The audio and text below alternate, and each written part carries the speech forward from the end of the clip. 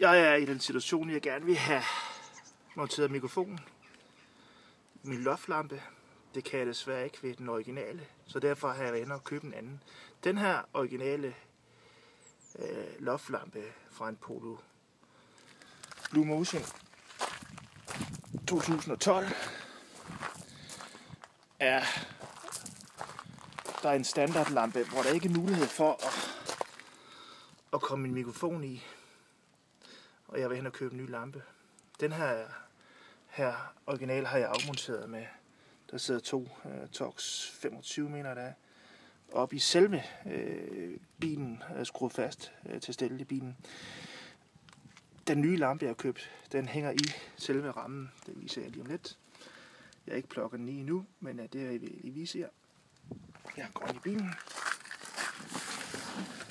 Og jeg har den simpelthen hængende her, for lige at vise jer et par ting, man kan gøre. Og man kan se, at i den her model her, at der er 2 steder, man kan montere en mikrofon. Jeg har så bare plukket den i min førersiden. Og den originale sidder der, mikrofonen. Så I kan se den. Jeg skal prøve at zoome ind på den, det er lidt uklart der. Men der sidder mikrofonen plukket i. Fra lampen her skal der også trækkes en enkeltledet kabel sammen med mikrofonkabel. Det er det, jeg vil vise jer, hvordan man nemmest gør det, men uden at røre ved alt for meget. Men jeg vil lige vise jer den her. Jeg prøver selvfølgelig kun en hånd. Jeg tror, den skal vende sådan her faktisk. Sådan her. Så vil jeg vise jer. Jeg bruger kun en hånd. Nu klikker jeg den op. Og så sidder den der faktisk. Den kan lige justere den lidt ind bagefter. Men man får sådan en ekstra ting med her i den her udgave her, som jeg godt kan lide. Jeg prøver at vise den. Jeg har monteret den. Alle ledninger, de ligger sådan set. Jeg ved ikke, vi kan se det her. Men jeg har sådan set bare kørt den langs hele kanten her. De 2 tynde ledninger her. Og jeg presser dem ind her. Og så har jeg lige kunne snige den under her, uden at tage skinnen af til højtalere og airbag og alt det her. Det vil jeg helst ikke røre ved. Jeg har set nogen, der har taget det af, men jeg vil helst. Jeg kunne altså godt få plads til de kabler her, og så er jeg bare snidt den langs med her. Ned her.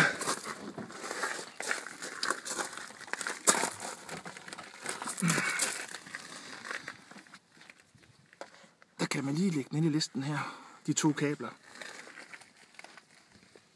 Og jeg bruger plastikværktøj. Eller en IKEA-kniv. Kan også bruges. Det er sgu da utroligt så uklart. Sådan her. Det er bare en. Kan man købe mange steder. Jeg vil lige prøve at åbne. For at lige vise. Ja, det er meget nemt at gå ind her jo. Ja, nu ser vi hvor heldig jeg er den her gang. Jo, det er forholdsvis nemt at gå ind her. Men det er bare lige for at vise jer. Ja. At jeg har lige bundet mikrofonkablet op indtil videre. Så er jeg klar til at montere til mit Bluetooth-modul. Jeg kan købe det nu, men det vil jeg gøre snart muligt. Og her har jeg den enkeltledede kabel, jeg har ført ned til sikringsboksen hernede. Og den har jeg bare lige midlertidigt monteret, sådan så når jeg tænder bilen, så tænder lyset op i billighten. Det skal jeg vise lige om lidt. Jeg har købt en ledning. Den sidder her. Der sidder 2 sikringer. Jeg har bare kommet 2 sikringer i. Og så har jeg koblet lampen på der midlertidigt. Det kabel her har jeg købt ved T. Hansen. Jeg tror, det koster en 50'er. Det omkring. Men nu prøver jeg at tænde på det, så I kan se, at når jeg drejer på nøglen her, så får jeg jo lys op i loftlampen på knapperne. Og det kan jeg godt lide. Og så har jeg selvfølgelig også fået læselampe. Det er sgu meget lækkert. Og her. Og så den der. Og sådan her ser den ud, når døren er åben. Og den er altså. Jeg synes, den er pæn om natten. Den lyser ned på gearstangen. Så, men den koster 500 kroner, lidt over 500 kroner, kan købes alle steder. Forskellige netshop rundt omkring, eBay og Blå Visegang, tror jeg også, jeg har set den. Men det er en udmærket løsning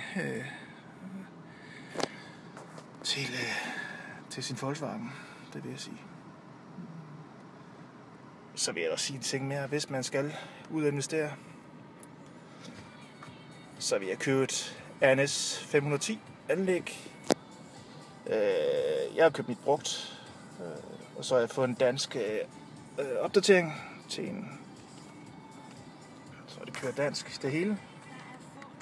Alle i menuen kører dansk, kan jeg se. Og jeg tror med opdateringen, så står den mig i cirka en 5-4600 fra ny, der vi er op over 12-13.000. Det synes jeg lige er mange penge. Hvis man har pengene, så skal man selvfølgelig bare gøre det. Men man kan godt finde noget godt brugt rundt omkring. Jeg har købt uoriginalt en gang, og det har jeg kun gjort én gang, og det gør jeg ikke mere. Selve radiokvaliteten, lyden er meget bedre i en original, end der er i en uoriginal kineser udgave. Men det er et spørgsmål om økonomi. Jeg har den holdning, kører originalt.